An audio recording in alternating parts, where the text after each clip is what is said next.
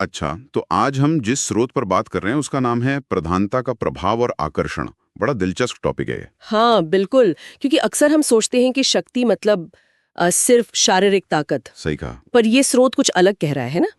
ये बता रहा है कि बात सिर्फ डील डॉल की नहीं है। चलिए इसमें थोड़ा और अंदर चलते हैं। जी। तो स्रोत में जो पहली बात मुझे दिखी वो ये कि किसी व्यक्ति का हाव भाव कैसा है। हाँ, जैसे वो कैसे खड़ा है, चेहरे पर क्या भाव है। बिल्कुल। और कितना आत्मविश्वास दिख रहा है। ये चीजें दूसरों की नजर में उसकी शक्ति की छवि को मतलब बहुत ज्यादा प्रभावित करती हैं। सही। बात सिर्फ मसल्स की नहीं है, बल्कि वो एक एहसास दिलाने की है कि भाई ये इंसान कॉन्फिडेंट है, इसे कोई रोक नहीं सकता। एक तरह की वो अजय वाली फीलिंग। हाँ, अजय एकदम सही शब्द है। और यहाँ सबसे मजेदार बात यह है कि ये सिर्फ एक सतही चीज नहीं है, मतलब सिर्फ दिखावा नहीं। अच्छा। स्रोत कहता है कि जो लोग आत्मविश्वास दिखाते हैं, जिनमें वो एक क्या कहते हैं प्रधानता वाली ऊर्जा दिखती है। और यहाँ प्रधानता का मतलब बॉस बनना नहीं है। हाँ हाँ, वो सामाजिक आत्मविश्वास जैसा कुछ। बिल्कुल। स्थिति पर नियंत्रण का एहसास। तो ऐसे लोगों को दूसरे ज्यादा आकर्षक भी मानते हैं। आकर्षक? ये तो नई बात है। हाँ, ये एक तरह की अवचेतन प्रक्रिया है। मतलब हमारे दिमाग में कुछ होता है जिसे हम सोचते भी नहीं। अवचेतन प्रक्रिया मतलब बिना सोचे समझे होने वाला रिएक्शन। हाँ, बिल्कुल वही।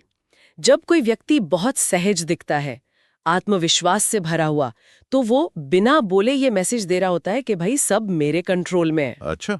और इस कंट्रोल और मुखरता पर, मतलब अपनी बात साफ रखने के अंदाज पर, लोग अनजाने में ही प्रतिक्रिया देते हैं। कैसे? सम्मान के रूप में, और जैसा स्रोत बता रहा है, आकर्षण के रूप में भी। शायद हमारा दिमाग आत्मविश्वास को काबिलियत या सुरक्षा से जोड़ता है अपने आप। वाह, ये तो कमाल की बात है। तो इसका मतलब ये हुआ कि जैसे किसी मीटिंग में शायद ये उतना जरूरी नहीं कि कौन सबसे जोर से बोल रहा है, हाँ, शायद नहीं। बल्कि ये ज्यादा मायने रखता है कि कौन सबसे शांत और आत्मविश्वासी दिख रहा है। क्या उसकी बात में ज्यादा वजन माना जाएगा? काफी हद तक, हाँ। स्रोत इसी तरफ इशारा करता है। आपकी बॉडी लैंग्वेज, आप नजरें कैसे मिलाते हैं, कितने शांत और स्थिर रहते हैं, हाँ। ये सब बिना बोले वाले संकेत हैं। नॉन वर्बल क्यूज जिन्हें कहते हैं, ये ताकत का एहसास कराते हैं, भले ही आप शारीरिक रूप से सबसे मजबूत ना हो। तो ये एक मनोवैज्ञानिक चीज हुई। बिल्कुल, एक मनोवैज्ञानिक प्रभाव। जो व्यक्ति सहजता से अपनी जगह लेता है, अपनी मौजूदगी दर्ज कराता है बिना हल्ला किए, वो अक्सर ज्यादा प्रभावशाली माना जाता है। तो अगर हम पूरी बात को समेटें तो मतलब ये निकलता है कि हमारा आत्मविश्वास, हमारी बॉडी लैंग्वेज, इसका दूसरों पर सिर्फ ऊपरी नहीं, नहीं, बिल्कुल नहीं। बल्कि एक गहरा अवचेतन स्तर पर असर होता है। हाँ, अवचेतन आन ये ना सिर्फ सम्मान दिला सकता है, बल्कि जैसा स्रोत कह रहा है, आकर्षण का कारण भी बन सकता है। एकदम सही कहा आपने। और ये हमें एक बड़े दिलचस्प सवाल पर ले आता है। अच्छा, क्या सवाल? देखिए, स्रोत तो ये बता रहा है कि आत्मविश्वास और ये प्रधानता वाली जो ऊर्जा है, वो सम्मान और आकर्षण दोनों को खींचती है। हाँ।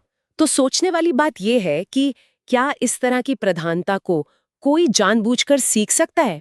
मतलब सचेत रूप से इसे विकसित किया जा सकता है? अच्छा पॉइंट है। या फिर ये बस किसी के व्यक्तित्व का मतलब स्वाभाविक हिस्सा ही होता है?